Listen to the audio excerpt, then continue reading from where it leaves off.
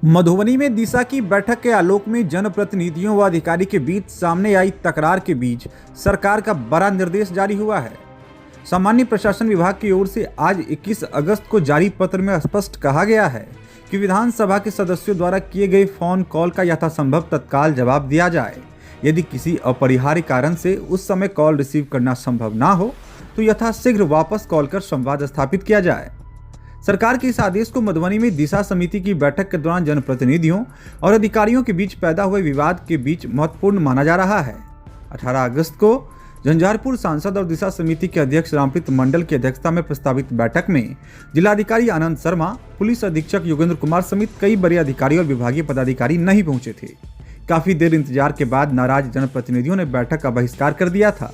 इसके बाद परिसदन में हुई प्रेस कॉन्फ्रेंस में सांसद रामप्रीत मंडल ने अधिकारियों की कार्यशैली पर गंभीर सवाल उठाए थे। उन्होंने आरोप लगाया था कि जनप्रतिनिधियों के फोन तक नहीं उठाए जाते हैं और अधिकारियों से मिलने में भी जनप्रतिनिधियों को परेशानी होती है।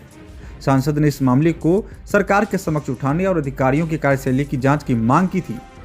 दिशा समिति विवाद के कुछ ही दिनों के बाद जारी सामान्य प्रशासन विभाग के इस पत्र में जनप्रतिनिधियों के साथ अधिकारियों के व्यवहार को लेकर कई बिंदुओं पर स्पष्ट निर्देश दिए गए हैं। सरकार ने कहा है कि लोकतांत्रिक व्यवस्था में जनप्रतिनिधि जनता और शासन के बीच महत्वपूर्ण कड़ी हैं।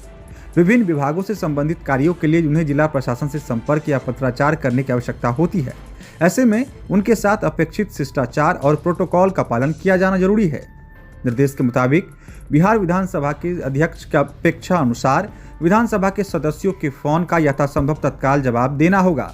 अगर किसी कारण से तत्काल जवाब देना संभव नहीं हो तो अधिकारी को बाद में वापस फोन कर आवश्यक संवाद स्थापित करना होगा। सरकार ने जनप्रतिनिधियों से प्राप्त पत्रों के मामले में भी अधिकारियों को जवाबदेह बनाया है। पत्र मिलने की सूचना तत्काल उपलब्ध कराने और उस पर की गई कार्रवाई अथवा वर्तमान स्थिति से संबंधित जनप्रतिनिधि को निर्धारित समय सीमा के भीतर अवगत कराने का निर्देश दिया गया है। इसके अलावा यदि कोई विधायक किसी अधिकारी के कार्यालय में मिलने पहुंचता है तो उसके पद और गरिमा के अनुरूप अपेक्षित प्रोटोकॉल एवं शिष्टाचार का पालन करने के लिए कहा गया है। हालांकि सामान्य प्रशासन विभाग के आदेश में मधुबनी की दिशा समिति की बैठक या 18 अगस्त की घटना का कोई सीधा उल्लेख नहीं है, लेकिन घटनाक्रम को लेकर राजनीतिक और प्रशासनिक हलकों में इसे महत्वपूर्ण माना जा रहा है। दिशा समिति की बैठक के बाद नाराज जनप्रतिनिधियों ने सरकार के स्तर पर मामले को उठाने की बात कही थी। जनप्रतिनिधियों की मुख्यमंत्री से मुलाकात भी हुई थी।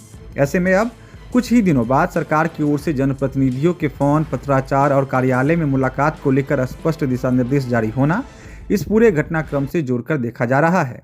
विशेष रूप से जनप्रतिनिधियों के फोन कॉल का तत्काल जवाब देने संबंधी निर्देश को 18 अगस्त को उठे उस आरोपों के संदर्भ में अहम माना जा रहा है जिसमें जनप्रतिनिधियों ने अधिकारियों द्वारा फोन नहीं उठाने की शिकायत की थी।